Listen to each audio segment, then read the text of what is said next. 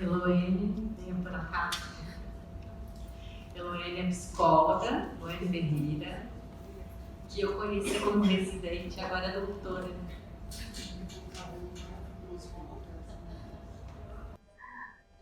Bom dia. Eu vou me apresentar, novamente me apresentar, eu sou Eloene, eu sou nascida e criada em Duque de Caxias, eu sou bolsista, eu fui bolsista para a Unintegral, na Veiga de Almeida, psicologia, eu fiz residência com bolsa de compensação educacional, eu fiz mestrado, bolsista FAPERJ, eu fiz doutorado com bolsista FAPERJ. Por que eu estou dizendo isso? Isso faz diferença quando eu sei de onde eu vim. Então, estar nesse trabalho com uma equipe tão incrível é, para mim, emocionante. Assim, já conheço Clarice e Dani desde 2013, quando eu comecei a pensar essa relação da psicologia com a instituição hospitalar. Né? O que a psicologia hospitalar poderia fazer nessa parceria ali na ponta da assistência. Então, toda a minha pesquisa passava por aí. E aí, quando essas pessoas incríveis vieram com esse projeto, Carol, Michele, Daniel, e na primeira reunião eles tinham Sara York, que virou um meme entre nós, porque eu disse, como vocês conseguiram trazer Sara? Foi essa a minha pergunta, e até hoje, Carol, a gente ri disso, porque eu fiquei assim, por pensar a instituição hospitalar, por pensar o modelo biomédico de assistência, e essas pessoas incríveis estavam com Sara ali, e eu disse, bem, temos alguma coisa de muito diferente. Então, o Identidades é um projeto do qual eu me orgulho imensamente. Estar com eles, todo o trabalho, todo o aprendizado é algo que eu agradeço imensamente. Sara, maravilhosa, essa interseção de saberes, né? Essa constituição de saberes, isso que a gente aprende com o outro, isso que a gente troca, é o que nos diferencia. Bem, tendo feito esse preâmbulo, vou falar sobre a minha experiência, né? Pois é, também a vida com trabalhar com médicos é essa coisa de slides e PowerPoint, não que eu saiba lidar com eles, não. Mas Daniel, já apresentamos trabalho juntos em 2013 e era um fórum da residência, ele ficou impressionado como eu estava lendo um trabalho, e as pessoas estavam prestando atenção. Eu nunca esqueci disso, né? Porque são métodos diferentes, são linguagens diferentes. Se a gente não faz um esforço de compreensão, de estarmos juntos, a gente acaba deixando o paciente prejudicado, porque invariavelmente psicologia, saúde mental, a gente tem uma linguagem diferente, a gente tem um pensamento diferente, que não é o mesmo pensamento do modelo biomédico, mas a gente se reúne, a gente discute, a gente quebra pau, mas a gente chega a algum lugar. Então isso, essa equipe interdisciplinar, para mim é muito importante, principalmente, eu fiz um recorte da adolescência, né, que é a minha experiência. Então, para situar, assim, né, frente às dificuldades, porque é difícil quando você vai pensar adolescência trans, não é simples, não é uma coisa tranquila. É muito fácil falar sobre adolescência trans. Não, não é. É uma coisa difícil, a gente tem que ter um respeito pelo tema. São situações, né? Todo o movimento, Daniel trouxe os dados, tudo, toda uma situação, contexto social. Então, o que a gente pensa? Né? Construção de um discurso para falar sobre os adolescentes trans de forma inteligível. E o adolescente trans é um semelhante, é um ser humano com direito a um lugar. Então, tendo colocado isso, a gente começa, então, a pensar sobre essa clínica com adolescentes. Uma coisa que me chamou logo a atenção foi esse adolescente não binário me pediu, você pode, por favor, alternar os meus pronomes? Eu não quero me encaixar em nenhum gênero. Ele chega e me diz isso. Bem, e aí, né, ela vai, e eu começo a alternar os pronomes. Ele e ela, foi um pedido, E aí ele traz assim: eu estou cansado de ficar dando palestrinhas para profissionais de saúde despreparados que não entendem nada sobre a população LGBTQIA+, e querem que eu as ensine. Então, esse adolescente que já tinha passado por uma série de profissionais, ele se via nesse lugar de ter que ensinar as pessoas, eu tenho que ter paciência, eu tenho que contar com a minha boa vontade para que você aprenda. E não, né? Não dá para ser assim, não dá para que eu tenha que me colocar num lugar de alguém que tem que ensinar para você coisas que você já deveria estar sabendo. E aí ele conclui: é cansativo demais ter que usar sua vida para ensinar alguém sobre lições básicas de gênero, quando a pessoa deveria estar ali para ajudar.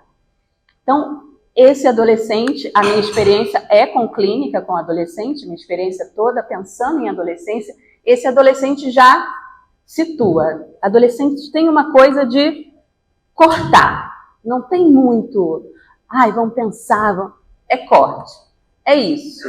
Não vou ficar aqui dando palestrinha para ninguém.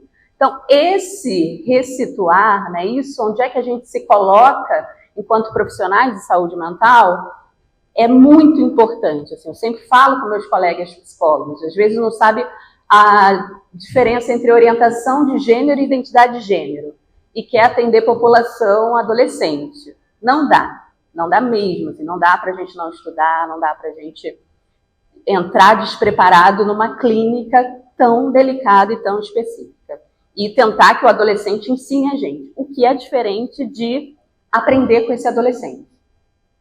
Então, quando esse adolescente me trouxe eu sou o corpo errado, e aí toda a literatura vai dizer, né, que como assim? Só que esse adolescente, ela se afirma, né, enquanto uma transmulher, e logo na primeira consulta ela me diz isso: eu sou um corpo errado. Nós, enquanto profissionais de saúde mental, a gente não entende de saída. Né? Eu sou um corpo errado. Como assim? Me fala mais disso, me explica. E aí, então, ela diz que vive bem e feliz em seu corpo. Contudo, a sociedade considera um corpo errado. E por isso precisa fazer a transição, pois só assim poderá ser passável como mulher. Então, eu sou um corpo errado naquela dimensão de reconhecimento. Eu estou dizendo, eu estou falando sobre o meu gênero, eu estou me afirmando, mas quando as pessoas me olham, elas não me reconhecem. Então, eu preciso passar, eu preciso adentrar essa dimensão da passibilidade. A adolescência, por si só, né, quem lembra da sua própria adolescência, seja cis, seja trans, ela vai trazer questões, né, mas ela tem essa dimensão do reconhecimento do olhar do outro. O olhar do outro, ele é muito importante no momento da adolescência. Então, esses adolescentes vão buscar a passabilidade, ao mesmo tempo que se identificam com essas figuras midiáticas cujas imagens são cirurgicamente construídas em busca de uma perfeição estética. Então, invariavelmente, chegam já: eu quero ser igual a Anitta. Não é raro, né? Eu quero ser igual a Anitta, eu quero ser igual àquela figura midiática, em referência a esse corpo feminino esteticamente perfeito. E aí o que acontece é que o processo de afirmação de gênero na adolescência vai suscitando dúvidas, no sentido, bem, você quer ser a Anitta, mas e aí, como é que faz? O que aconteceu? É um momento difícil ali desse manejo com a equipe interdisciplinar, porque a referência que se tem não é compatível com aquilo que se pode. Então é muito trabalho, ouvir muito esse adolescente. É que a gente chama de uma idealização que precisa ir caindo, essa idealização, esse corpo esteticamente perfeito. Nós estamos advertidos que é uma pauta que atravessa os corpos trans, porque impõe a pergunta: para ser reconhecido, tem que se encaixar no modelo padrão de gênero? Né? Essa pergunta precisa ser feita. para que eu tenha o reconhecimento do outro, eu preciso realmente me encaixar? É uma pergunta bastante atual, é uma pergunta que a gente não se faz, mas que ela fica o tempo todo ali, atravessando todo o atendimento, todo o percurso. Além disso, o entendimento da adolescência como uma travessia, né? O adolescente cis está atravessando, estamos todos atravessando, tem um atravessamento, tem uma travessia própria da adolescência, né? Dessa vida infantil para a vida adulta. Isso não pode ser aproximado da questão trans, né? Pessoas trans não estão atravessando, pessoas trans existem, resistem e precisam ser respeitadas. Então, aproximar o tema da adolescência como travessia para a questão trans é sempre o que a gente está falando quando a gente está falando de travessia. Quais são as travessias possíveis? Então, quando a gente pensa, né, que o Brasil é o país que mais mata pessoas... Oh, meu Deus! Então, a gente tem os dados, né, da Rede Trans Brasil, são dados alarmantes, os pais chegam apavorados e dizem, não é por mim, é pela sociedade. Você não está entendendo, ele está em risco. Você não sabe, eu não posso deixar ele pegar o ônibus sozinho. Você não sabe o perigo. Isso reflete na nossa clínica, essa frase, né? Eu ainda não desisti daquela ideia de morrer, porque tudo aqui nessa vida é dor. Né? Essa dor, essa morte, essa violência, ela, né, quando esses adolescentes não sucumbem a essas estruturas de poder, eles são mortos por ela ou levados a tirar a própria vida. Né? A dor da exclusão é insuportável. Insuportável. Então, o extermínio de nossos corpos e a invalidação dos nossos saberes, Sara, né, isso aparece com muita força na nossa clínica, isso aparece muito forte, a dor de estar excluído e não encontrar seus pares. E aí, quando a gente pensa, né, será possível pensarmos nos enfrentamentos necessários sem entendermos o que é transfobia? Né? O que é transfobia? Quando a gente está falando de transfobia, o que a gente está falando? Invariavelmente, eu digo aos meus adolescentes, eu não posso prometer a vocês um mundo melhor lá fora. Não posso, não tem um mundo melhor. Um mundo bem dolorido, de coisas muito difíceis, de ouvir situações muito difíceis. E sim, né, eles me trazem relatos muito dolorosos.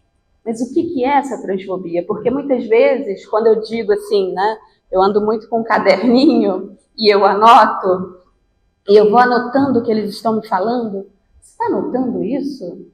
Estou anotando isso. Não, mas você tem certeza que você está entendendo o que eu estou falando? Estou entendendo o que você está falando. Muito difícil. Situações muito difíceis. Não, mas eu achei que eu estava enlouquecendo. Eu achei que isso tudo eu estava inventando da minha cabeça, que isso não existia. Eu passei por psicólogo que disse que isso tudo eram coisas que eu inventei. Não, são suas vivências, né? Suportar a vivência do outro é muito difícil também. Às vezes a gente suporta a experiência, a gente suporta a teoria, mas quando é a vivência do outro é muito dolorido também. Então é mais fácil você dizer que não existe, mas existe. Então quando a gente pensa todas as formas de transfobia, né, de que maneira elas estão, de que maneira ela atua, isso também ajuda a validar a experiência do adolescente que vai trazer isso para a gente. E aí a gente entra nessa dimensão da passibilidade, do passável, que é muito presente na clínica com adolescentes. Então, a questão do banheiro é uma questão muito importante, muito difícil. A Sara começou falando da questão da escola, qual o banheiro, se prepara, não vai ao banheiro, vou fazer o cálculo de quanto de água que eu vou beber, porque eu não posso usar aquele banheiro, ou se eu me autorizar a entrar naquele banheiro, eu posso sofrer uma situação de violência, eu posso ser descriminalizada, eu posso ser convidado a me retirar daquele espaço. Então, a questão do banheiro é Para pessoas cis, a gente não pensa banheiro. Mas para pessoas trans, a questão do banheiro é muito importante, assim, né? Poder ir ao banheiro do gênero ao qual me declaro. E uma coisa que a gente tem passado agora muito, eu tenho visto agora, tenho acompanhado com os adolescentes, é a pergunta que eles me fazem: qual é o momento que eu vou dizer que eu sou trans? Porque tem uma passabilidade, se apresentam naquele gênero, e como os efeitos da puberdade ainda não modificaram o corpo, e aí as pessoas vão tratando com aquele gênero, e dizem: mas eu devo contar para as pessoas? Eu chego na minha escola, eu falo, eu sou uma menina trans, não quero. Tá todo mundo me tratando bem. Se alguém souber, eu vou sofrer preconceito. E não é uma resposta que eu tenha. Vai lá, conta, o mundo vai estar de braços abertos. Então, são processos, invariavelmente, de conversas e de preparo naquilo do próprio adolescente. Qual é o momento dele, né? Qual é o momento no qual ele está para falar e para quem falar. Então, essa inversão também, né, de pensar qual é o momento de dizer, quando é que eu digo para o outro. Ele pode se sentir ofendido, ele pode me agredir quando eu falar? Um minuto. Oh, meu Deus. Oh, meu Deus.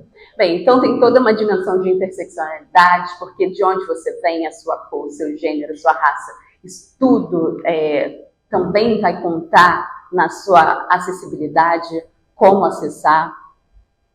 A nossa dimensão é de uma escuta clínica, né? Toda essa autodeterminação da identidade nessa população jovem. Então, o que eu, enquanto profissional de saúde mental, tenho para oferecer é a minha escuta, e uma escuta que não é de preconcepções, é uma escuta com atravessamentos teóricos, enfim, mas é uma escuta na qual eu acompanho o caminho daquele jovem.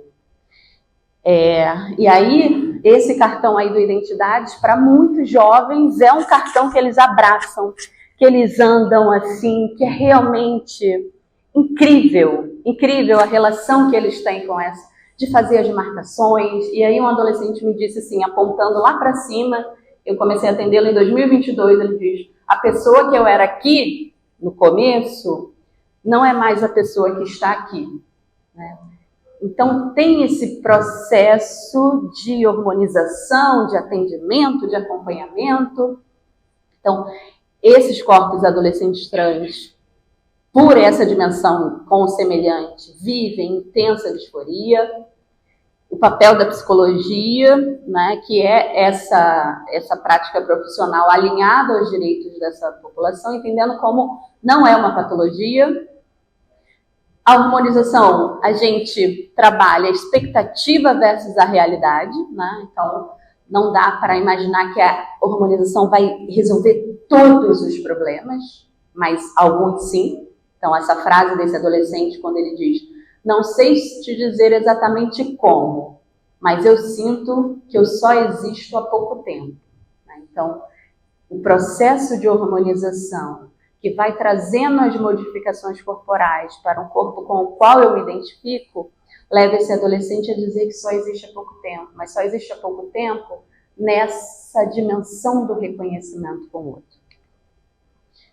A importância, né, da nossa equipe interdisciplinar, enfim, e aí todo o resumo eu vou correr, vou passar, e vou terminar com vocês, vou terminar aqui minha fala com uma poesia. Ele me autorizou a mostrar, mas não me autorizou ao nome. Falei, então vou botar a inicial do seu nome. Não é uma coisa que eu goste, mas quem sabe ano que vem ele esteja aqui ou autorize a escrita do nome. Então, não volto mais. Eu adoraria poder voltar para o lugar cuja voz nem reconheço mais.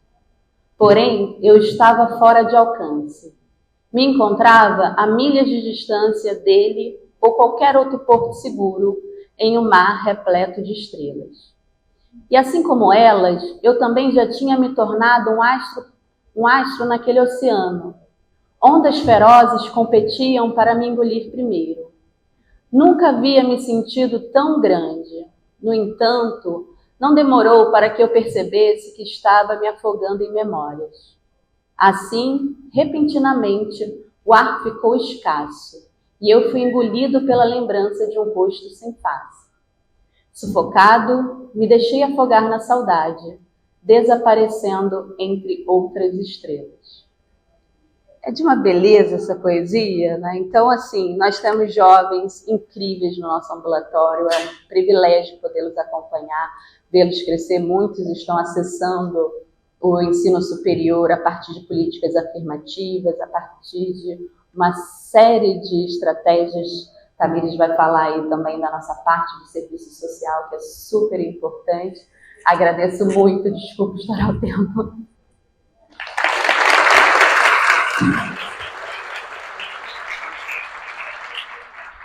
Parabéns.